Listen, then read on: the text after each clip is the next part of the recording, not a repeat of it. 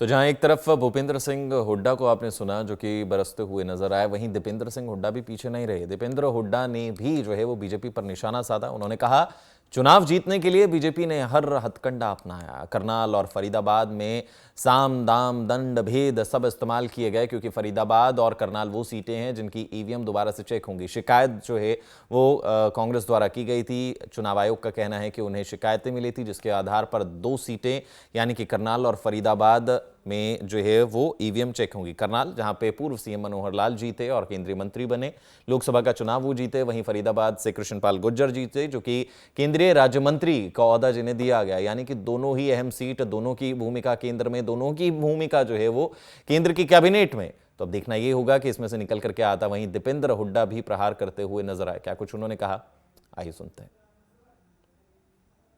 कि 10 की 10 सीट पे कांटे की टक्कर थी, ये आपने भी देखा हो। तो अब तरह तरह से की बातें आ रही हैं कि आखिरी 2-3 दिन में करनाल और फरीदाबाद में किस प्रकार से क्या क्या, जो मैं समझता हूँ कि हर प्रकार के साम दाम दंड भेद का प्रयोग भाजपा द्वारा किया गया, भाजपा के उम्मीदवारों द्वारा किया गया। ये बातें तो खुल के अब सामने आ ही रही।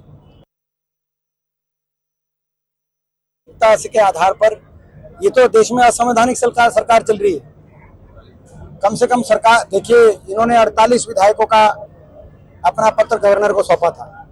आप मानते हैं उन 48 विधायकों में से 3 ने समर्थन वापस लेके हमें समर्थन दे दिया, कांग्रेस पार्टी को। 45 बचते।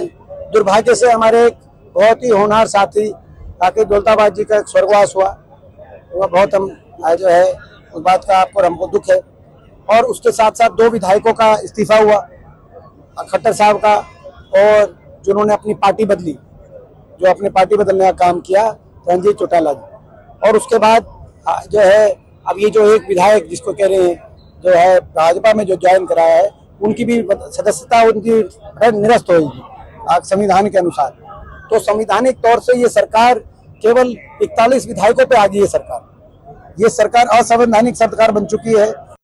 तो जहां एक तरफ भूपेंद्र सिंह हुड्डा को आपने सुना जो कि बरसते हुए नजर आए, वहीं दीपेंद्र सिंह हुड्डा भी पीछे नहीं रहे। दीपेंद्र हुड्डा ने भी जो है वो बीजेपी पर निशाना साधा। उन्होंने कहा चुनाव जीतने के लिए बीजेपी ने हर हथकंडा अपनाया। करनाल और फरीदाबाद में साम दाम दंड भेद सब इस्तेमाल किए गए, क्योंकि फरीदाबाद और करनाल वो सीटें हैं जिनकी ईवीएम दोबारा से चेक होंगी। शिकायत जो है वो कांग्रेस द्वारा की गई थी।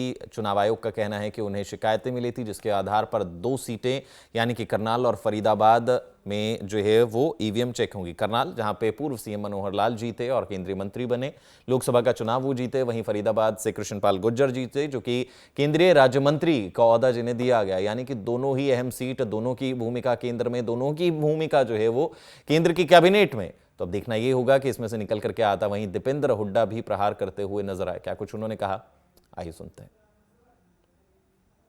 कि 10 की 10 सीट पे कांटे की टक्कर थी, ये आपने भी देखा हो।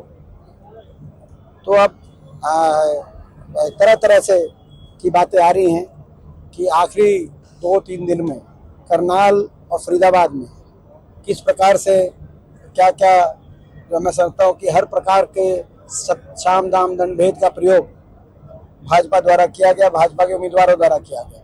ये बातें तो खुल के अब सामने आ ही रही।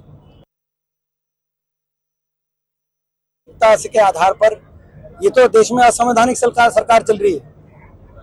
कम से कम सरकार देखिए, इन्होंने 48 विधायकों का अपना पत्र गवर्नर को सौंपा था। आप मानते हैं उन 48 विधायकों में से 3 ने समर्थन वापस लेके हमें समर्थन दे दिया, कांग्रेस पार्टी को। 45 बचते।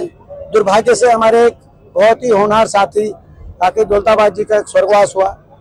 वह बहुत हम जो है उस बात का आपको हमको दुख है। और उसके साथ साथ 2 विधायकों का इस्तीफा हुआ, खट्टर साहब का, और जिन्होंने अपनी पार्टी बदली, जो अपनी पार्टी बदलने का काम किया, रणजीत चौटाला जी। और उसके बाद जो है अब ये जो एक विधायक जिसको कह रहे हैं जो है भाजपा में जो ज्वाइन कराया है, उनकी भी सदस्यता उनकी निरस्त होगी संविधान के अनुसार। तो संवैधानिक तौर से ये सरकार केवल 41 विधायकों पे आ गई है। ये सरकार असंवैधानिक सरकार बन चुकी है।